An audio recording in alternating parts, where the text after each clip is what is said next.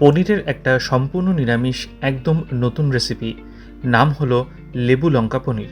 নমস্কার, কুইজিনিয়া চ্যানেলের পক্ষ থেকে সকলকে জানাই সাদর আমন্ত্রণ। আমাদের সবার চ্যানেল কুইজিনিয়াকে সাবস্ক্রাইব করে পাশে থাকা বেল বাটন আর অল আইকন প্রেস করে রাখলেই সব নতুন ভিডিও নোটিফিকেশন আপলোড হওয়া মাত্র আপনাদের কাছে পৌঁছে যাবে।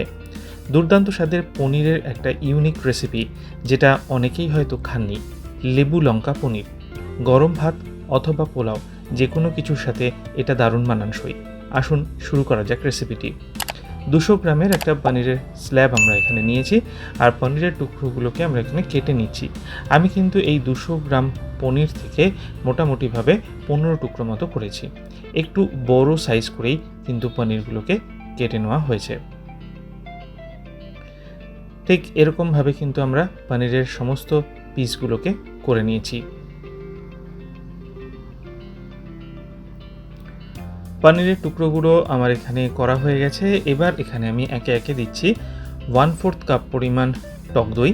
টক দইটা কিন্তু আমি একটু জল ঝরিয়ে রেখেছিলাম। তার সাথে নিচ্ছি 1/4 টিস্পুন পরিমাণ লাল লঙ্কার গুঁড়ো, দিচ্ছি স্বাদ অনুযায়ী নুন। এরপর এতে দেব 1/2 টিস্পুন পরিমাণ চিনি। চিনিটা অতি অবশ্যই দেবেন টক দইয়ের স্বাদটাকে ব্যালেন্স করার জন্য। এবার একটা নিয়েছি গোটা গন্ধলেবু।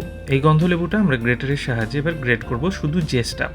গন্ধলেবু যখন আপনারা এরকমভাবে গ্রেট করবেন, একটা জিনিস খেয়াল রাখবেন, একবার একদিকে টানবেন, মানে টেনে আবার এটাকে ব্যাক করবেন না, তাহলে কিন্তু ব্যাপারটা তেতো হয়ে যায়।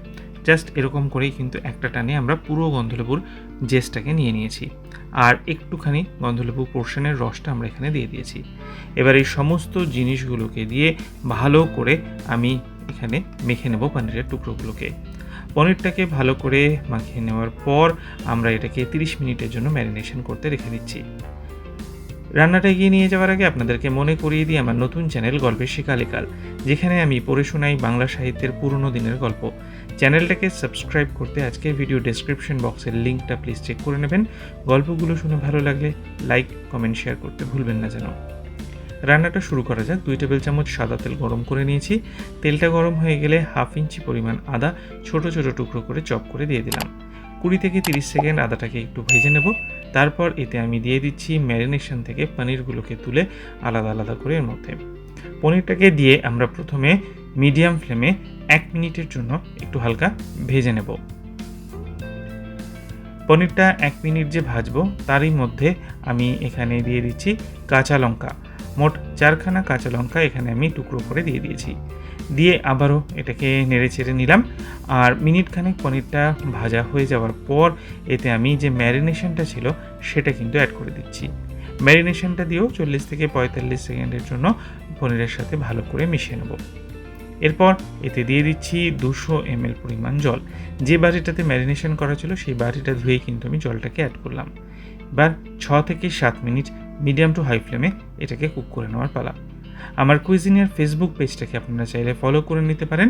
ওখানে 2-3 বছরের পুরনো যে ভিডিওগুলো আছে সেগুলো নতুন করে আমরা দিচ্ছি, তাই ওটাকে ফলো করে নেওয়ার অনুরোধ রইল। এটা কিন্তু এখন সার্ভ করার জন্য একদম রেডি হয়ে গেছে।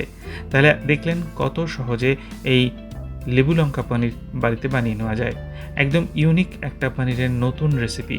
অতি অবশ্যই ট্রাই করুন, কমেন্টে জানান কেমন লাগলো। ভালো লাগলে লাইক, শেয়ার করতে ভুলবেন না যেন। যারা এখনও চ্যানেল কুইজিনিয়াকে সাবস্ক্রাইব করেননি, অনুরোধ করব চ্যানেলটাকে সাবস্ক্রাইব করে এই পরিবারের সদস্য হয়ে যাওয়ার জন্য। সবাই ভালো থাকবেন, সবাই সুস্থ থাকবেন। দেখা হবে পরের রেসিপি নিয়ে। আজ এ পর্যন্তই, নমস্কার।